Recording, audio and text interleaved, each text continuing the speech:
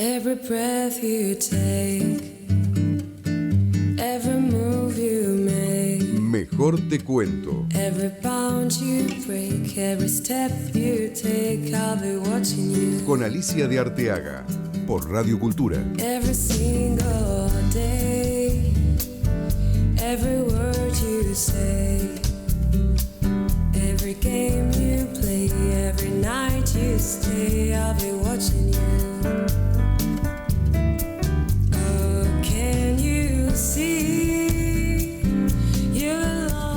Hola, ¿qué tal? ¿Cómo están? Estamos acá en Radio Cultura, esto es la calle Guido, 1566, se llama Mejor te cuento. Hoy tengo dos invitados extraordinarios que no les pienso contar hasta dentro de un ratito y vamos a pasar un poquito de parroquiales. Primero, contarles que anoche, disculpen pero así veo, anoche estuve en Malva en la presentación que hicieron de forma conjunta Kevin Johansen y Guillermo Cuitca. Y realmente ahí estamos en el Malva, los tres, y creo que fue una cosa muy linda, porque en realidad, y tiene mucho que ver con el telón de fondo que es el programa de hoy, porque este programa es un programa de reflexión sobre el momento que vivimos, las cosas que cambiaron, las que no cambiaron, las que van a cambiar, y también pienso que la gestión de los museos va a cambiar, porque los museos, y ya lo decía Jacques Lang hace mucho, tienen que ser lugares vivos, lugares atractivos, no son reservorios de colecciones decimonónicas. Ese formato se terminó, ese es un formato que funcionó cuando se abrió el Prado, cuando los reyes de Francia llevaron las colecciones al Louvre. No nos olvidemos que el Prado son las colecciones de los Borbones y un poco de los Habsburgo, pero yo creo que el Museo Contemporáneo, y anoche en Malva, tuve la sensación real de eso. Mucha gente joven, brindando, conversando, celebrando, y medio como el arte en una cuestión de mix con la imagen, la música. O sea, Kevin cantando sobre una cama, que era una remake o una especie de inspiración en la cama amarilla de Guillermo, del cuadro. Ahí está Kevin cantando.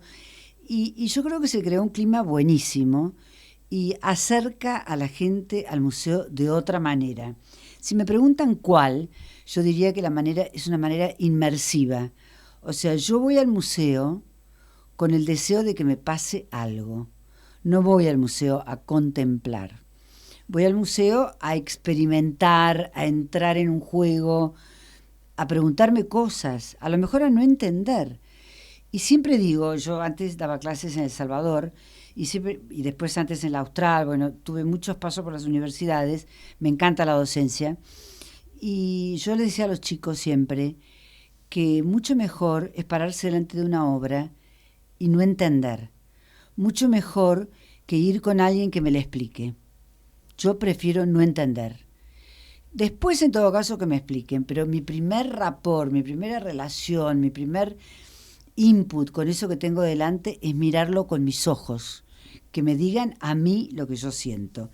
Y bueno, yo creo que durante todos estos años, quienes me conocen saben que hace varias décadas, muchas, que estoy en esto, noté muchísimos cambios y creo que estamos ahora en el umbral de un nuevo cambio.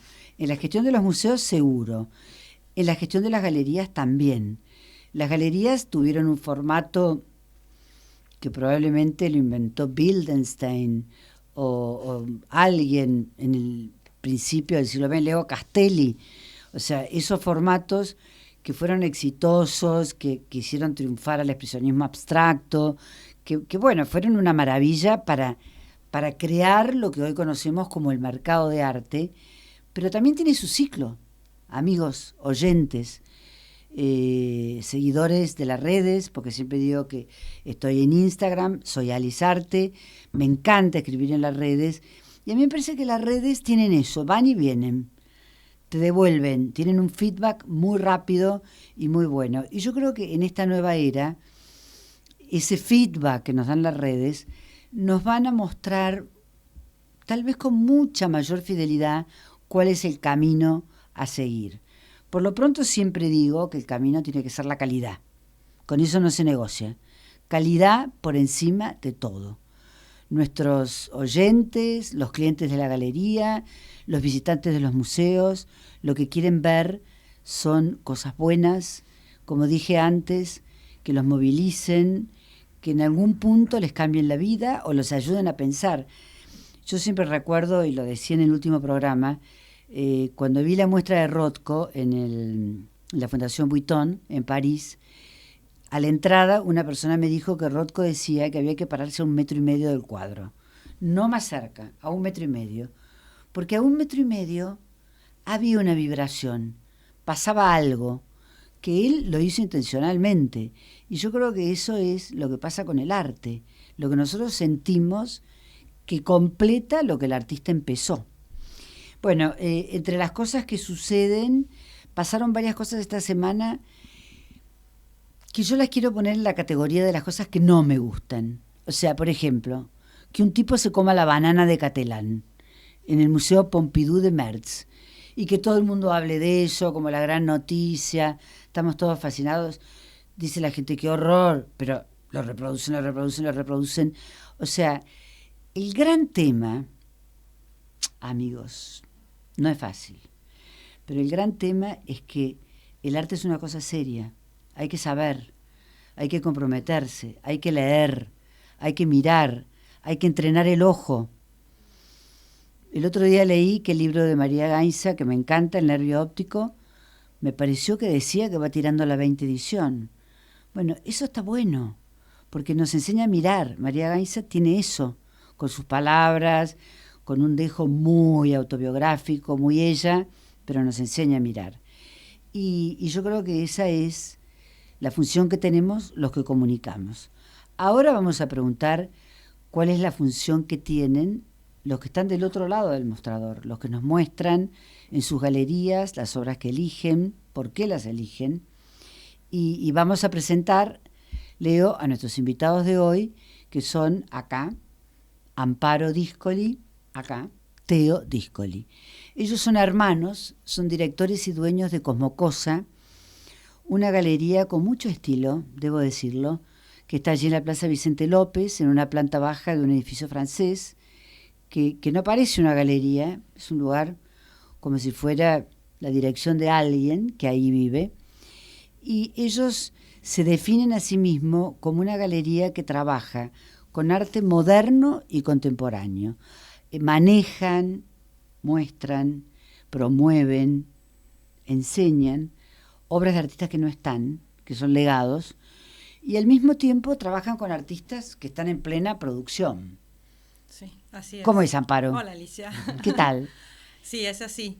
Nuestra galería tiene un perfil de mostrar arte de lo que vos venís hablando. Nos enfocamos en la calidad y en lo que nos conmueve genuinamente, en lo que a nosotros nos representa un valor, en lo que a nosotros nos mueve, eso que le pasa a María Gainza acá con lo que nos pasa a todos en la punta de la nuca cuando tenés una reacción estética frente a lo que estás viendo, donde ves un punto de equilibrio de calidad.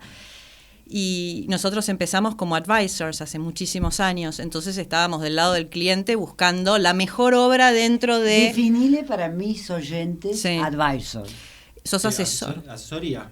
Asesoramos en la compra. Claro, entonces o llevábamos sea, el advisor, clientes. Estás del lado del cliente en lugar del lado del artista. Perfecto. El advisor es el tipo que te ayuda a armar una colección, sí. por ejemplo. Sí, o hacer un seguimiento de colección. Sí, nosotros cuando lo seguimos. Cuando se piden cosas muy puntuales dentro de un grupo de artistas y demás, no solamente el advisor, sino también teníamos contactos con los artistas, como que íbamos y veníamos. Sí, pero la mirada siempre estaba puesta en seleccionar dentro del taller del artista la mejor obra para el cliente que llevábamos. Éramos amigos de los artistas e inclusive también de los galeristas. Nosotros teníamos que tocar la puerta de Florida 1000 a ver si Orly nos habilitaba a vender algún siquier de la muestra para nuestros clientes. Así empezamos, como llevando clientes a los talleres y a las galerías. Y así empezaron, pero antes de eso, ¿qué? ¿Por qué el interés por el arte? ¿Por qué hay una cuestión en la familia? Hay una cuestión... Había libros, más que nada, heredados de nuestro abuelo. Muchos sí. libros de arte, historia del arte, visitas en museos. Sí.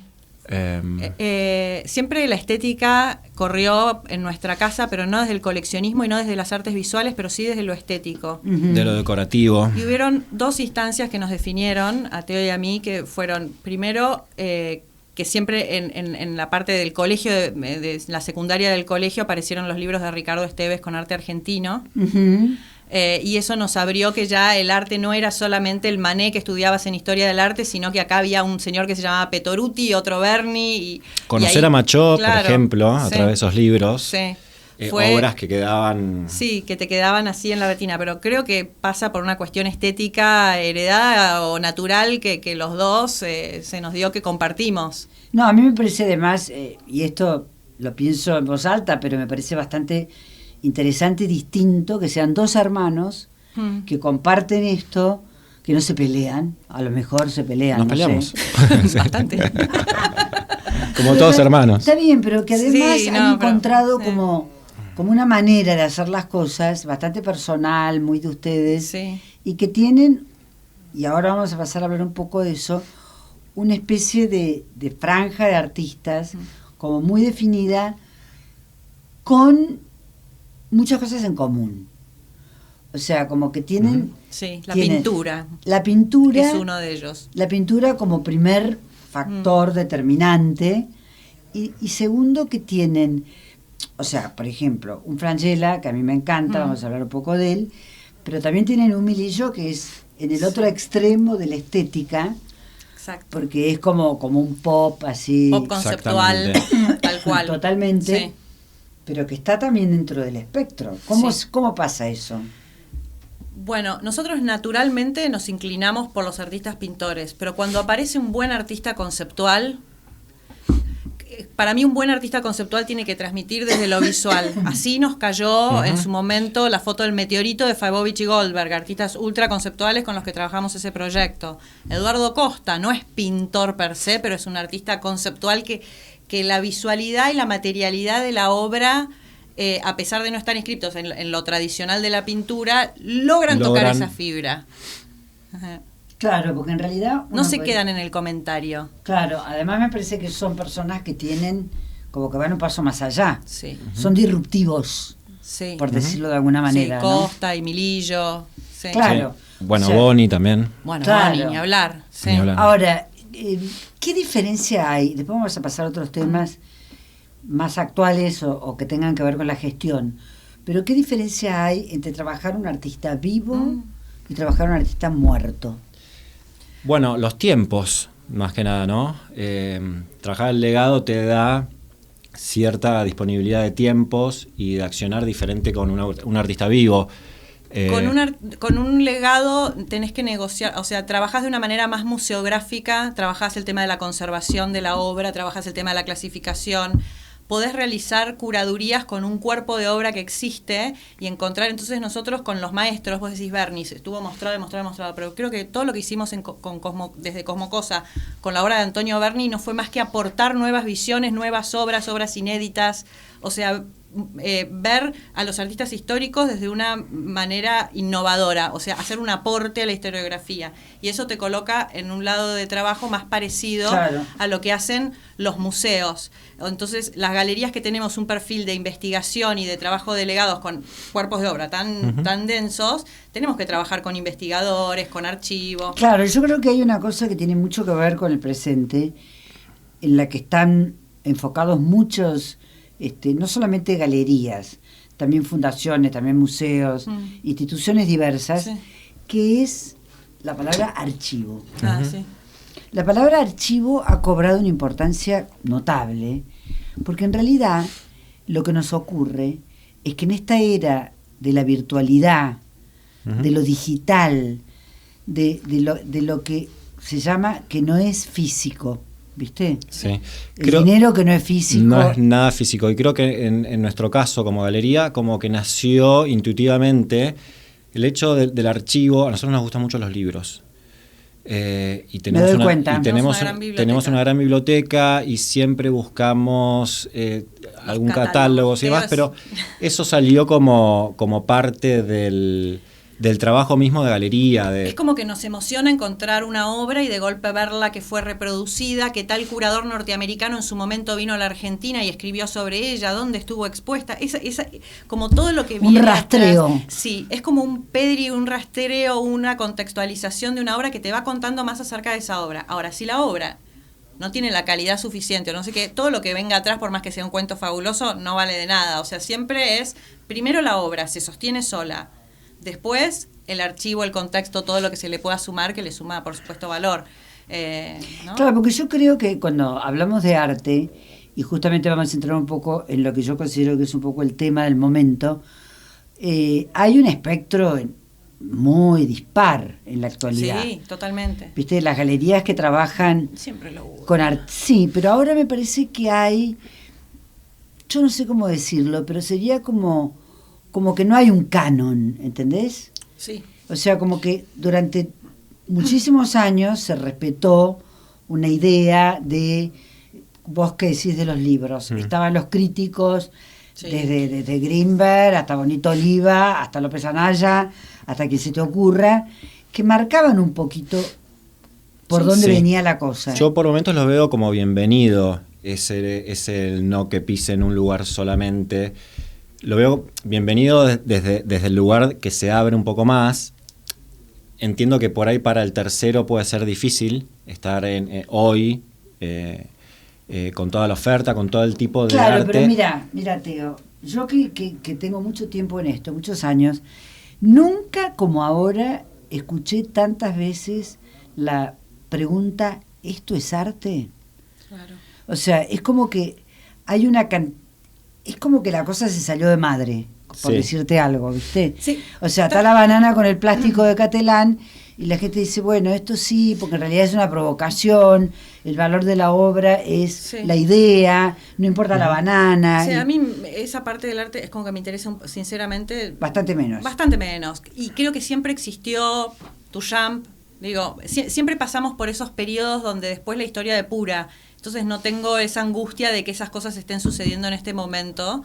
Sí creo que antes tenías un canon o ciertos canales donde tenías los críticos que trabajaban de determinada manera, los diarios, los curadores de museos, tenías como un camino, un recorrido institucional de validación histórica mucho más definido, y eso cambió, pero ya cambió hace 20 años, o sea, el rol del crítico ya no existe más. Si vos te fijas en los medios, es comunicación de las obras, pero nos reíamos en esta muestra que tenemos de Cambra en la galería.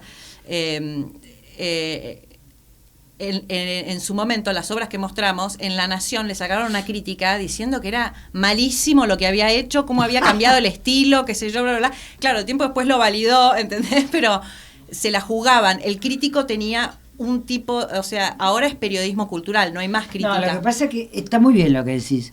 En realidad entramos un poquito en ver cuántas cosas cambiaron. Sí. Básicamente yo creo que lo que cambió es que la audiencia del arte creció de una manera exponencial.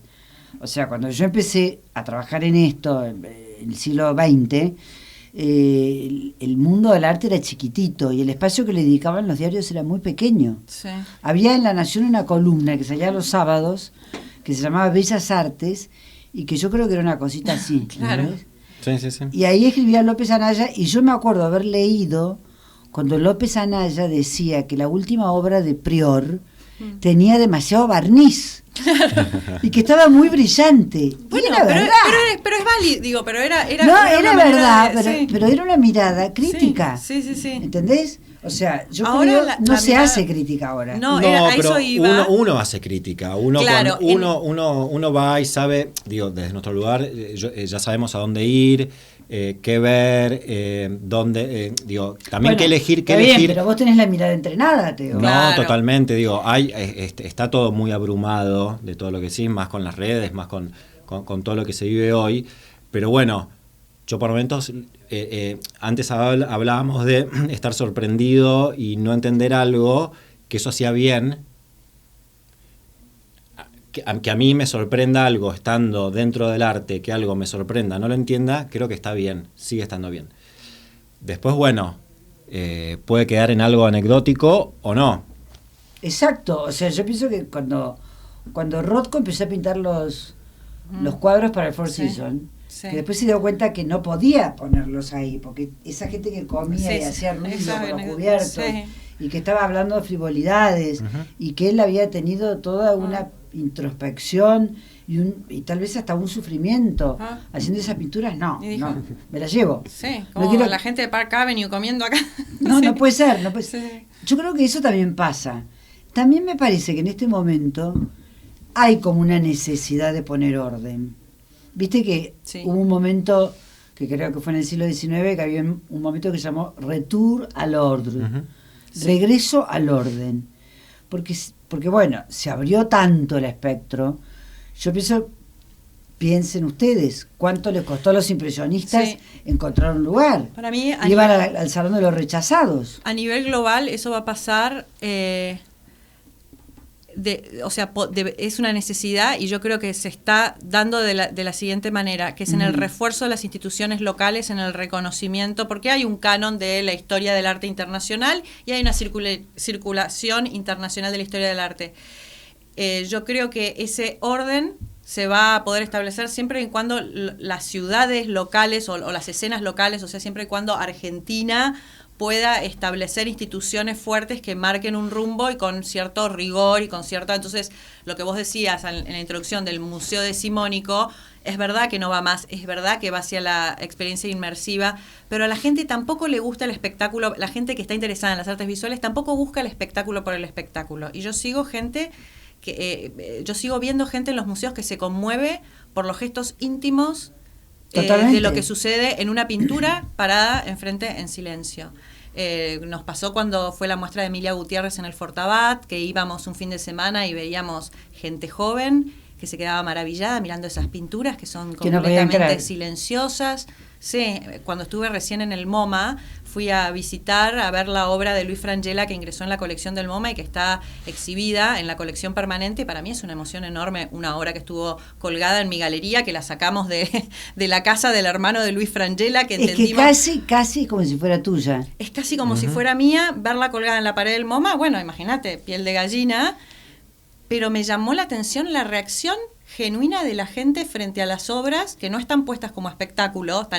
Es muy lindo cómo está diseñado, todo es dinámico, todo el museo, estamos hablando de uno de los museos más importantes del mundo, pero esa necesidad de la conexión genuina y de los tiempos humanos más allá del espectáculo, que no tiene que ver con esto de Kevin Johansen, que me parece espectacular, porque la música, yo pienso que lo que la cambia, música sí, yo creo que es parte de las digamos, de sí, las pero grandes yo creo artes. que la idea de que te parás delante del Jardín de las Delicias y siempre vas a estar descubriendo un pedacito nuevo que no lo viste la última vez que estuviste, y que el Bosco siempre te va a sorprender. Eso no cambia. No cambia el hecho de que yo cada vez que voy al Prado voy a mirar el cuadro de las lanzas de Velázquez, La rendición de Breda. Es un cuadro absolutamente clásico. Esos hombres con las lanzas, ¿viste? Pero tiene para mí una cosa divina, y es que es un hombre que ha perdido la batalla y le está entregando las llaves de la ciudad al que ha ganado. Y vos no te das cuenta ni quién es el vencedor ni quién es el vencido. Sí, es como porque hay un acto de hidalguía tal. Hay tal honor en ese gesto, hay tal Sí, majestuosidad, de la aceptación de la derrota, pero tanta elegancia que te olvidás. Y yo voy, y por ejemplo, la última vez que fui, solamente estuve mirando un perro que está acá a este costado, Claro, bueno, esas cosas medio son como lindas. desdibujado, medio abocetado, que me fascinó. Otra vez miré la grupa del caballo, que es el Anca. Bueno, pero yo creo que hay algo que vos dijiste, Amparo, y estamos con Teo Díscoli y Amparo Díscoli, de la Galería Cosmo Cosa. Algo que dijiste, Amparo, que yo creo que es muy importante, y es el valor de las instituciones. O sea, lo que crea, si querés, el equilibrio entre lo que es canónico o no canónico en un tiempo de bastante confusión, en un tiempo de mucho cambio, ¿viste? Porque mismo yo creo que la transvanguardia fue una gran revolución. Sí. Pero en medio Bonito Oliva también explicaba, ¿viste? Había como una cosa. Yo creo que ahora estamos en un estado de confusión. Total, en eso sí. Y yo escribí el otro día en las redes que me parecía que mucha gente no iba a quedar después de este especie de tsunami Sí. que viene de cambio. Sí. Porque porque cambió el paradigma, cambió la manera de gestionar, cambiaron los presupuestos. Y yo me pregunto, y les pregunto, porque era una de las cosas que yo observé, y porque me lo dijo un galerista, que de pronto un artista de 20 años o de 24 costaba más que un Sí. artista consagrado. Sí. Y ahí, Esas son correcciones de... ¿cómo pasa eso? Bueno, pasa porque en Argentina tendemos a no valorar lo que tenemos. Pasa con nuestros edificios históricos, pasa con un montón de cosas, donde siempre igual el arte contemporáneo es caro, entre comillas, en relación a cierto arte histórico, si te lo pones a comparar, porque lo que está de moda en el momento, que después puede pasar a quedar en la historia, o lo que está en tendencia pero sí era necesario hacer una corrección de valorizar la historia para poder sostener, digamos, el precio de los contemporáneos actuales. Y las galerías argentinas yo lo noto, están cada vez más trabajando con los acervos de obras históricas y poniéndolas en valor. No somos ya los raros que en el 2010 empezamos como una galería joven, trabaja con artistas muertos y contemporáneos. Se suponía que nosotros teníamos que trabajar con artistas de nuestra generación. Bueno, eso ya no está más porque la gente tomó conciencia de que te puede conmover una obra de Sakai tanto como la última obra que pintó Carri Bencardino, ¿entendés? Entonces, y sostener el mercado de los maestros es un trabajo que tenemos que hacer las galerías en conjunto. Yo creo que es un trabajo fundamental. Sí, y Porque nosotros en además, eso estamos. Además acá hay tres cosas que se cruzan, que vamos a tratar de diferenciar y establecer algún parámetro para entenderlo. Está la galería, Sí. como son ustedes, pero también Benzacar, Marina Pellegrini, Sí. Norma Cuadrato en Palatina, qué sé yo, Leo, Sí. Bonejayón, viste, Pasto, hay un Todas las espectro, galerías de Meridiano, sí. un espectro muy amplio. Mm. Meridiano estuvo muy bien, porque por primera vez, y yo fui testigo cuando empezó, estábamos en Madrid, las galerías se unieron. Sí, estamos trabajando unidas. Crearon una idea de asociación, que eso era muy difícil porque en realidad más bien se tendía a la competencia, a la diáspora, a la pelea. Bueno, eso es algo positivo de los cambios. Exacto. La asociatividad que hay hoy, la comprensión de que trabajar juntos, siempre vas a competir, ¿no? Pero una cosa no quita la otra, porque siempre hay necesidades en común en las que se puede trabajar en conjunto, y después está el fair play de la competencia de mercado, que hace que aún más uno tenga que hacer las cosas mejor, porque si uno no compite, se queda en el lugar donde está. Si yo soy la única que muestra, no sé, Bernie, y ¿entendés? Te quedás como en el molde donde estás porque tenés... Entonces, la competencia es sana, entendimos que la competencia es sana y que nunca nos vamos a dejar de pelear dos galeristas por tener esa obra para mostrarla, pero a la vez tenemos tantas cuestiones en común que si no trabajamos juntos y no compartimos know-how, nos termina perjudicando, porque si yo le vendo como asesora una obra de Emilio Renart a un cliente y la galería que representa a Emilio Renart no puede hacer un buen trabajo de sostén, mi trabajo de asesoría termina desvalorizado. Entonces entendemos que nos vaya a todos mejor nos beneficia al mercado, beneficia la confianza de los clientes. Es evidente. Entonces estamos compartiendo estrategias de trabajo que antes te las guardabas como, yo antes mis contratos o ciertas cosas, me las guardaba como esto solo tengo yo. Te voy a decir algo. Ahora, sí. Algunas cosas te debes seguir guardando. Por supuesto. O sea, sí. seamos francos. Sí. Pero lo importante sí. es que Meridiano existe, que funciona, sí. que es una institución creíble, que es una institución formada por gente que se quiere comprometer con lo que está haciendo. No es que yo vengo Meridiano... Pues estamos invertidos. Claro, o sea, firmo un papel y voy a la reunión y chao. Pero yo quería seguir, porque está Meridiano, que agrupa las galerías, que está muy bien. Están las ferias, que crecieron de una manera desmesurada. O sea, yo creo, y estoy absolutamente convencida, que va a venir un cleaning de ferias. Sí, ya lo estamos viendo a nivel internacional. Tremendo porque Porque vos no podés tener todos los días que se inauguren 3 ferias. Sí. Pero bueno, eso no pasa en Argentina, ¿eh? Eso es algo que pasa a nivel internacional, pero en Argentina no. hay una sola feria que es la más importante, que es Arteba. Existe MAPA, existen otras ferias, pero la que maneja la plaza, digamos, no tenemos una sobresaturación de ferias todavía. ¿Podría existir una alternativa? Digamos? No, a mí me parece que Córdoba tiene un lugar, no es Arteba, pero tiene su lugar. También. Me parece que Corrientes armó Arco, o Artecó, no sé cómo se llama, Sí. que también tiene un espacio de nicho bastante propio, Rosario. Pero vos decís que eso sobresatura la plaza, yo No, creo que no, no. para nada, que es No, al revés, no, que es positivo. no. Yo pienso que en realidad, más bien, mi pensamiento en este momento es que hay varias galerías que no van a estar en Arteba, Sí. por razones diversas, pero no van a estar. Bueno, nosotros. Y después me explicas tu caso, y que también Arteba tiene como un ciclo que pareciera cumplido, Sí.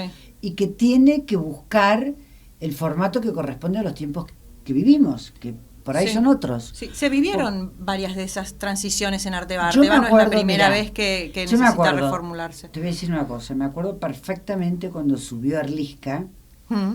que fue un director muy importante de Arteba, porque Mauro le dio a Arteba ese posicionamiento latinoamericano, que hizo la Feria Internacional. Sí.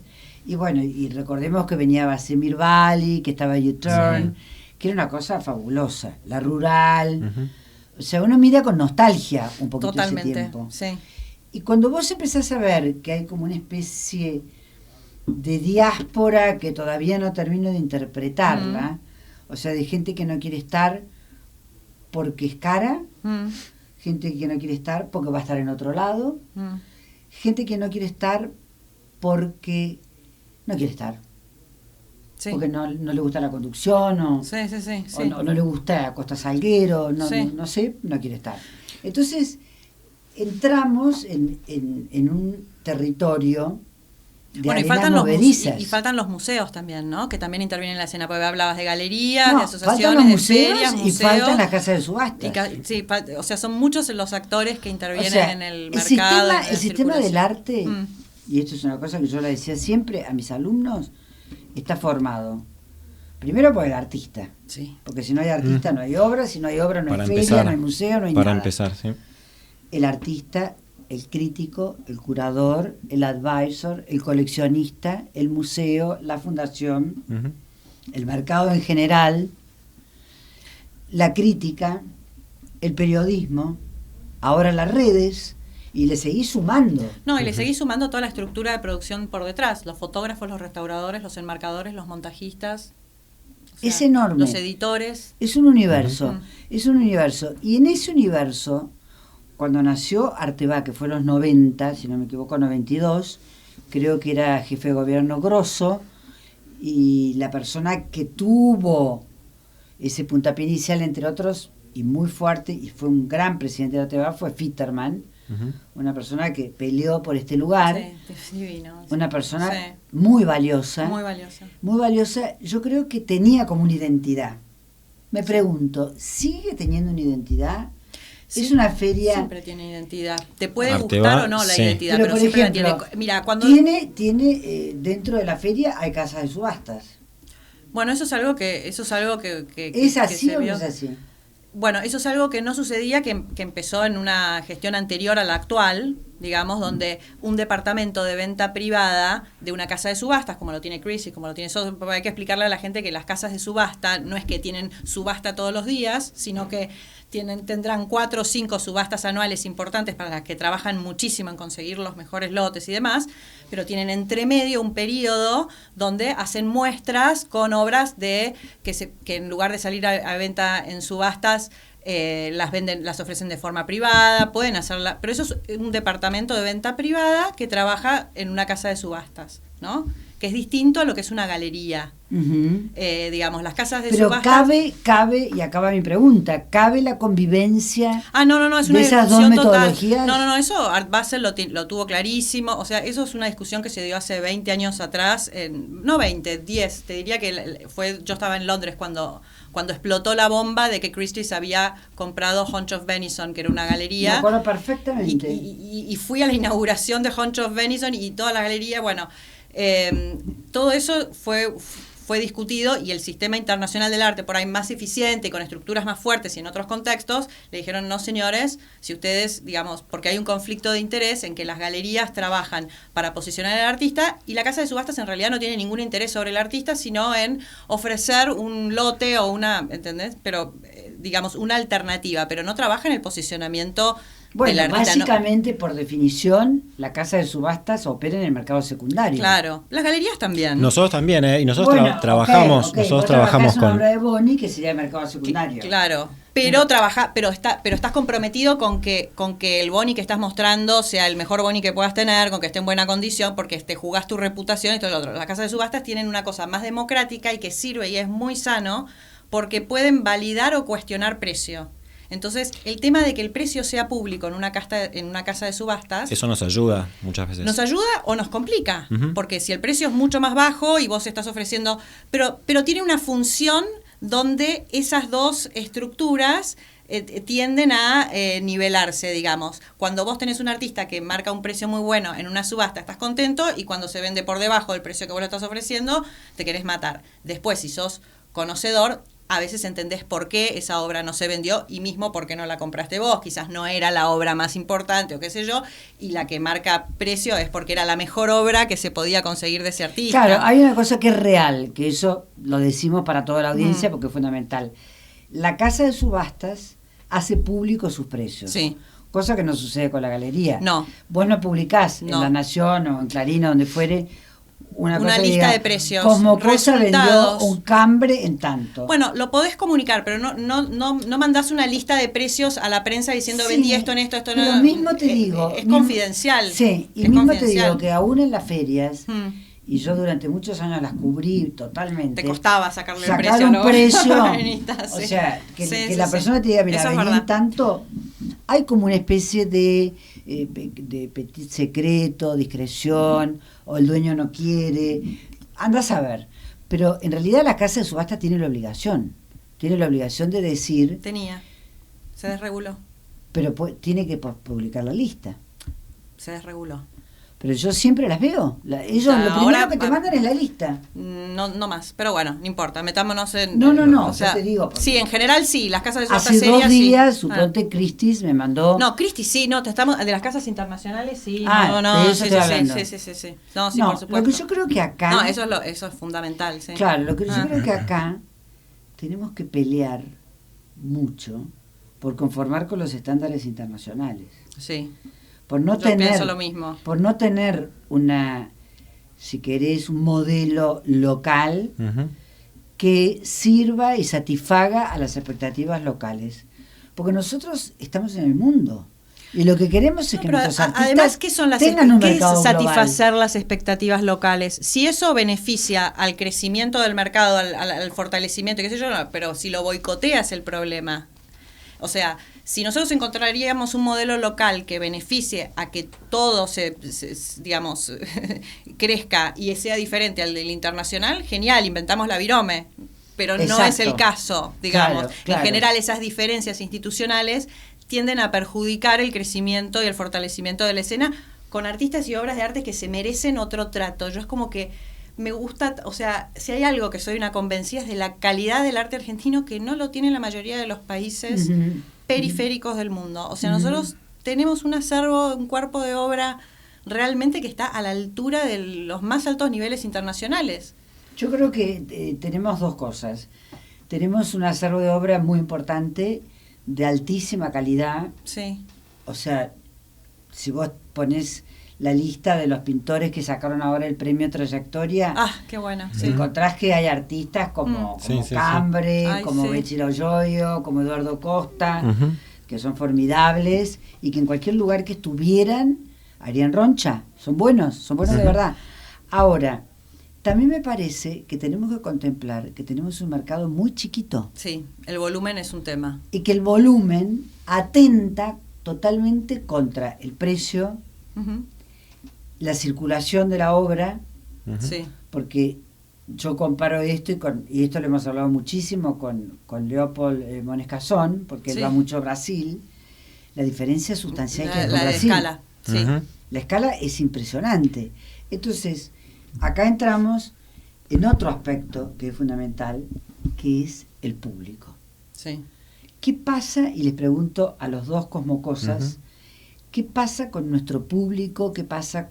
¿Existe un coleccionismo argentino? Crece, sí. ¿Cómo es eso? Sí existe. Estuvo creciendo sostenidamente. Yo creo que el Malva cumplió un rol muy importante en visibilizar y en poner como en objeto aspiracional el tema del arte. El moderno también.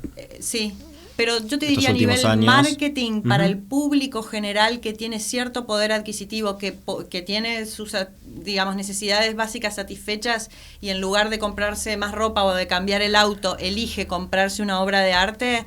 El Malva en ese momento hace 20 años, porque nosotros empezamos antes y el arte no estaba de moda, éramos los raros, que nos dedicábamos a esto y que nos íbamos a morir de hambre. O sea, yo nunca pensé que iba a poder trabajar de lo que estaba estudiando, que era historia del arte. Siempre pensé que iba a tener que trabajar en una empresa y estudiaba por gusto, por hobby. Uh-huh. Las circunstancias cambiaron y todo se dio muy natural para nosotros, por suerte. Pero el coleccionismo crece. Sí hubo una interrupción muy grande en la internacionalización del arte argentino con el cepo cambiario. El cepo cambiario fue destructor porque estábamos en un momento ideal post-crisis de Lehman, con galerías con energía y con visión internacional para hacer ferias, para entablar diálogos. Estamos hablando de 2011. 2011. 2011 fue cuando cayó el cepo cambiario. Yo me acuerdo porque yo estaba en una feria afuera con obra de Cosiche y qué sé yo, y me cayó el cepo y tuve que ingresar divisa, fue un drama. Eso era gobierno de Cristina. Gobierno de Cristina, Macri lo levantó por 2 años y después lo tuvo que volver a poner y seguimos con cepo. Ahora la situación se normalizó un poco porque hay cierta paridad cambiaria entre el blue y el... Entonces cuando vos ingresás divisas, porque estás obligado, porque hay cepo, etcétera, no salís tan perjudicado, antes perdías el 50%, no había margen que lo sostenga. Pero lo que vos no podés hacer ahora es transferir al exterior. No, pero podés tener una cuenta en el exterior, digamos. Podés tener una cuenta en el exterior, sí. Pero si vos querés transferir a otra persona al exterior, desde aún cuando vos, si no tenés la cuenta afuera, todavía hay cepo, pero en general el problema de las galerías cuando vas a una feria es que te la paguen. Claro. Vos estás vendiendo, o sea que nosotros sí por ahí tenemos problemas para pagar los costos de la feria en dólares, ciertos servicios, pero ya se está normalizando. Entonces tenemos Frangela. ¡Ay, qué lindo! Hablemos de Frangela. Hablemos de pintura. Esta obra me encanta. ¿Por qué no me cuentan la relación de ustedes con Frangela? ¿Cómo fue que cayó en la galería como cosa? ¿Cómo quedó? La primera vez que vimos una obra de Frangela fue en el taller de Duilio Pierri en Don Torcuato, que lo debés conocer muy bien. Perfecto. 2006. Sí, 2004 creo. 2004. 2004. Le habían llegado unas obras de una colección y me dice, mira, estos son los buenos artistas. Él fue medio como mentor, nos enseñaba de pintura y demás. Y cuando veo un torso de Frangela, me quedé muerta la primera vez que vi una pintura de Frangela porque era una combinación entre virtuosismo, punk, elegancia, fuerza, armonía, como todo. Que todo en esa obra particular. Y yo en ese momento estaba asesorando a un cliente y le dije, mira, no sé qué va a pasar con el mercado de Frangela, pero que es bueno, y ese coleccionista la compró. Sin saber mucho de él. Sin saber mucho de él tampoco, o sea, confianza total en la Sabíamos pintura. Que había sido importante en la generación del 80, sí. Que trabajaba afuera, que había muerto de joven, pero no sabíamos el cuerpo de obra que tenía. Y después, cada vez que nos fuimos cruzando con obra de él, se la ofrecíamos a clientes porque nos parecía buena y nos la compraban. O sea, era así de...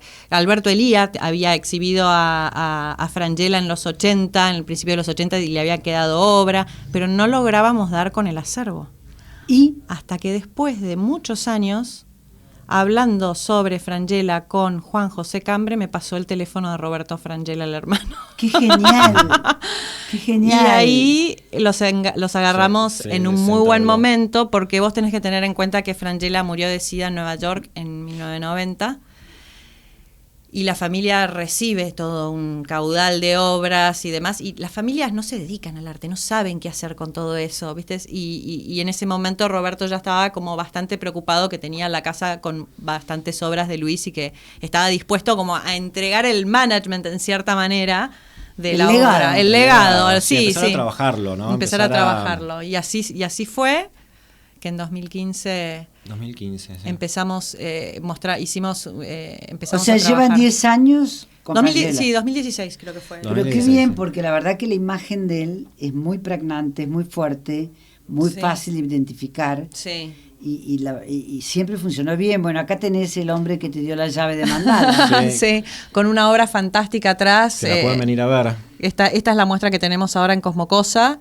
con obras abstractas de Cambre de fines de los 80. Nosotros los 80 nos O sea, encantan. esta obra es de los 80. Sí. Es antes de las vasijas. Es Es justo antes. el periodo antes. Es la primera aproximación que él tiene a la abstracción. Mirá. Él venía de pintar expresivos esos personajes y qué sé yo, y empieza a generar estos paisajes donde casi no hay figura. Y empieza a taparlos, digamos. O sea, vos pensás que la neofiguración es la neofigura y la figura humana Claro. tenía que estar, y en los cuadros de Cambre de los principios de los 80 estaban siempre las figuras humanas. Acá desaparecen casi por completo. Se vuelca el color, porque Y a en la- realidad él, Tal cual. él entra en una variante de la cual creo que sigue estando, Sí. que es una variante con el color. Es totalmente tal cual como lo decís. Es a Claro. partir de este momento donde él empieza la investigación más depurada y más abstracta sobre el color, las relaciones entre los colores, las veladuras, la interacción y el desprendimiento de la imagen figurativa, que nunca más, siempre cuando él hace después esos monocromos, viste que son como follajes Sí, superpuestos sí, después de las sí. vasijas. Mismo la vasija es Tiene una como luz, excusa. ¿viste? Sí, la vasija también es un objeto a nivel excusa zen. Sí, ¿viste? porque en realidad la vasija es una línea. Exacto, sí. No vemos la No vasija. vemos la vasija. No. La vasija no está, hay la- algo sí. que es que subraya Sí. el color, porque en Sí. realidad la vasija es una línea blanca y el color de pronto es celeste o Sí. azul celeste. Entonces pasa que bueno, que uno dice, hay una diferencia, Sí. le establece como un parámetro, pero siempre es el color. Sí. Y después color puro. Sí, porque y también lo que tiene- nos gusta específicamente de esta serie de obras rayadas, le decimos nosotros, es que son abstractas, trabajan casi como la monocromía o la bicromía que después caracteriza toda la obra de Cambre, pero sigue habiendo gestualidad, sigue habiendo pincelada, sigue habiendo gesto. Acá Pasamos tenemos a- otro gesto.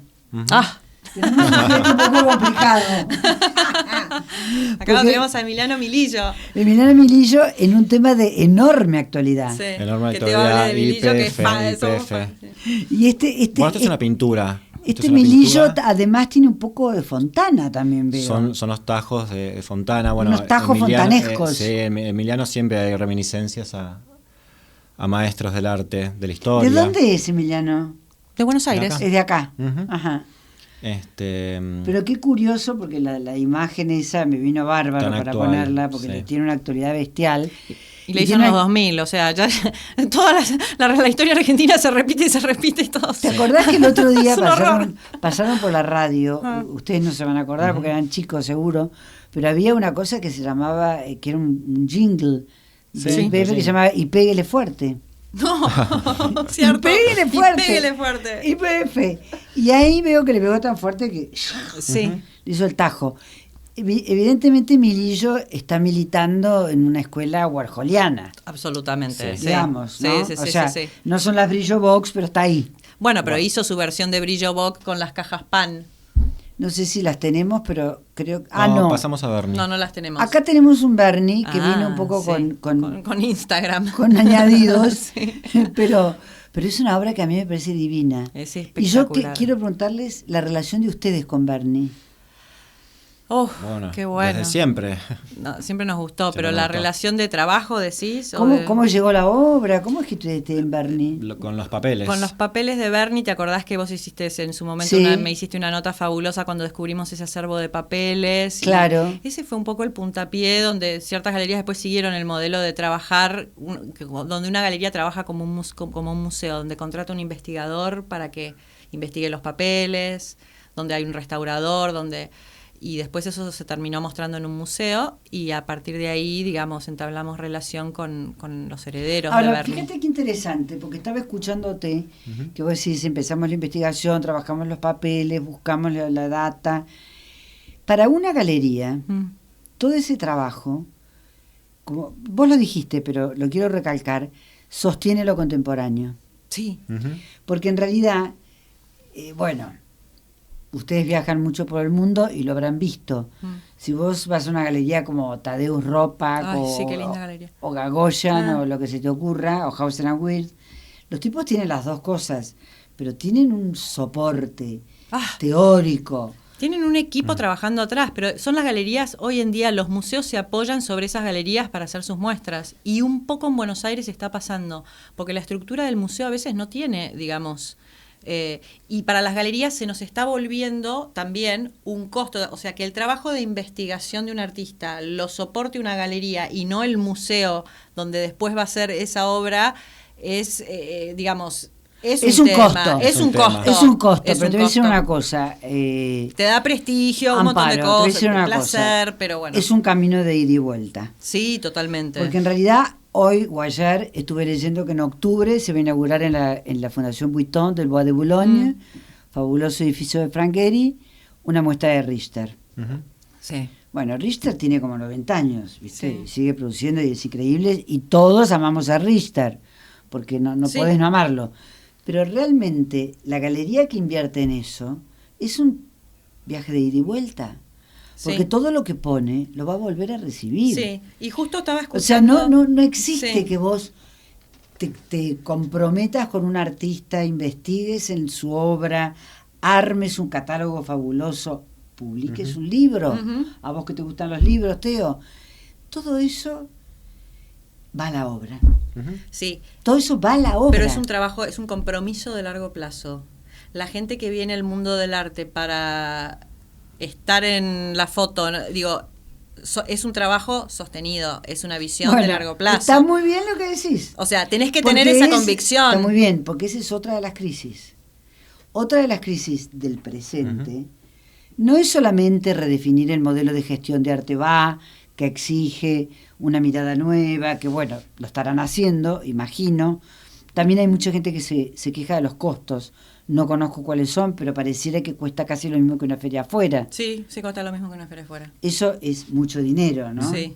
Es mucho dinero porque tampoco ahora vienen 200 coleccionistas del exterior. Claro. Sí, los costos son exorbitantes, pero también lo son los costos de vida en Argentina. O sea, hoy en Argentina vivir en dólar es caro en dólares, entonces en cierta manera, bueno, sí se le puede, digamos, criticar algo al precio que pone la feria y todo, pero también es una realidad nacional, ¿no? Un poco. Pero yo, está muy bien lo que vos decís, pero yo lo único que creo, y que tiene que ver con lo que decíamos antes, que si vos invertís trabajar en la investigación, el archivo, la investigación, ayudás al museo, haces una cosa conjunta porque el museo a lo mejor no puede, bueno, te vuelve a vos, porque a lo mejor si es tu artista, bueno, vos ponés Emilia Gutiérrez en el Fortabá, pero vos tenés la obra de Emilia Gutiérrez, en el fondo también. Sí, por supuesto. Sí, ayuda. Es una cosa que te beneficia. Lo que no se tiene que perder es la independencia del museo de decir esto sí, esto no. O sea, el museo también tiene que seguir siendo guardián de calidad y no sucumbir a la... No, bueno. Doy por hecho eso. Eso dalo por hecho, digo, pero hay que aclararlo para el público, que no es que todo lo que está en un museo está en venta, ¿entendés? No, a mí me parece que el museo es un museo. Sí. O sea, que el museo tiene que conservar la institucionalidad, la independencia de decisión, a tal punto de que es legitimador por excelencia. Sí. El museo es legitimador por excelencia. Entonces, eso no lo podés negociar. No se puede negociar de que yo le voy a dar el espacio a fulano porque es amigo y lo tengo en la galería. Claro. Esto lo digo y lo sabemos todos. Sí. No quiere decir que no suceda. Totalmente. Lamentablemente. Pero ese es un ABC que tiene que estar inscripto dentro de las normas. Sí. Llámale ética, llámale seriedad, llámale calidad, llámale como quieras. Sí. Yo lo que voy con respecto a las ferias es un poco lo que decíamos antes. Si la feria vos te da una visibilidad, te da un espacio de, como se dijera, de presencia de clientes que normalmente no los vas a tener. Las galerías, por lo menos hasta ahora, no sé cómo será este año, porque sé que se fueron unas cuantas galerías de Arteba, no sé, como les dije antes, será plata, será prestigio, será ganas, será otra oportunidad. ¿Ustedes se van a dónde? No, nosotros tenemos, con la verdad tal que nos caso, costó no. un montón. ¿Les Nosotros costó el FOMO? el FOMO, Fear of Missing Out, Sí. tuvimos que bajarnos de la Aprendan participación. esto. Tanto que- Fear of missing out. Sí, el la pánico estamos de no sufriendo, estar. Estamos Tanto que la sufriendo. disfrutamos, porque Sí, va sí. desde 2011. Desde que empezamos. 2011, un año nos tomamos una pausa en 2015 cuando abrimos en Montevideo y necesitábamos tener capital para invertir en nuestra Proyecto, propia ajá. nuestro propio Platita. proyecto. Me tuve que sentar con RTV y decirle, este año nos lo salteamos, pero sí, desde el 2011 hasta el 2024 estuvimos, ahí está la plata. Milillo, ahí está la Platita plata. de milillo. No, nos Una invitaron, acuarela. invitaron no quiere decir que no, que se invitaron gratis, sino que es una feria que es solo por invitación a Independent Esta de 20th ahora. Century en Sí. Nueva York y nos coincide en la- Independent, perdón. Independent 20th Century. Ok. Es una feria organizada por una de las mentes más brillantes de Nueva York, que es Elizabeth Dee, en conjunto con otros dealers, donde están proponiendo un nuevo modelo de ferias. Y Independent 20th Century tiene solo 30 expositores, se focaliza en el siglo XX y son solo shows de artistas que merecen ser revisados por la historia. Entonces, es una feria... ¿Ustedes van con Frangela? Nosotros vamos Vamos con con Frangela. Frangela. Después va Calvaresi también con Mirá qué bien. Luis Ubrar. Y hay otros artistas argentinos que participan, pero no con galerías argentinas. Va Elda Charrato con Galería Lelong y va Leonor Fini con Galería Weinstein. ¡Qué genial! Sí, o sea que Me va a haber parece- presencia de varios argentinos. Es una feria muy exclusiva, que no todos los años te invitan a participar. Y bueno, este año nos coincidían, se nos superponían mucho las fechas de montaje y nosotros tenemos una estructura chica y tuvimos que decirle a Arteba. Decidir. O sea, Sí. sacrificaron. Sí. Y Un año, pero bueno, sacrificamos pero el tema porque no tenemos más tiempo. Así que Sí. saluden Qué al rápido. público. Bueno, gracias bueno, por la gracias. invitación, Alicia. Lo pasamos bárbaro, ¿no? Sí, lo pasamos Ah. brutal. Podríamos ir Gracias otra a hora. todos. Sí, Otra la hora verdad más. que Bueno, sí, se nos queridos fue. oyentes, nos volvemos a encontrar el Bueno, jueves. lindísima, sí. Un placer de estar con Igualmente. ustedes, oyentes, el próximo jueves a las 14 acá, Radio Cultura, para hacer Mejor Te Cuento, y seguiremos hablando de arte, porque estos muchachos que nos han visitado, los hermanos Discoli, nos iluminaron en muchos aspectos sobre los que vale la pena seguir reflexionando. Hasta el próximo jueves, y como siempre les digo, sean felices. Every breath you take, every move you make, every bound you break, every step you take, I'll be watching you. Every single day, every word you say.